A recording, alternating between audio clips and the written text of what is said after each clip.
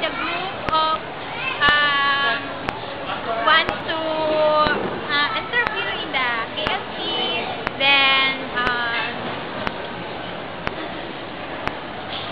so let's go interview the manager, Mr. JSN. So let's go. Then, what is advantage and disadvantage of that?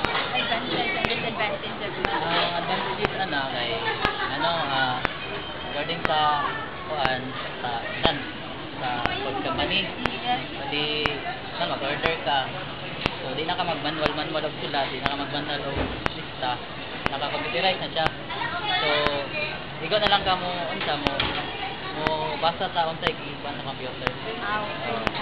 Sir, how this computerized system or software help your company? Sa regarding sa help na yung giingon, daw kay tabang. Kay sa tong kuan karon sa generation, pwede kung dili na ka computerized itong ginagamit, murag behind kay kasi With regard to security, sir, like mga software installed in your computer system?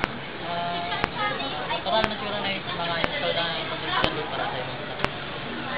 Sir, what is the disadvantage of your computer system?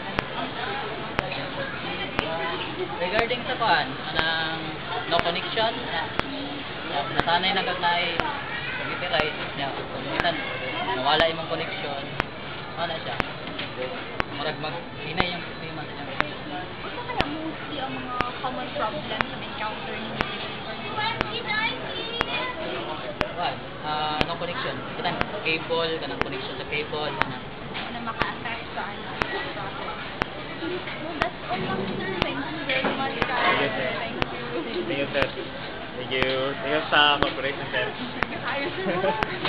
Thank you, Thank you, sir. Thank you. Okay na. Ay, teacher. Ay, ako din. Ako lang.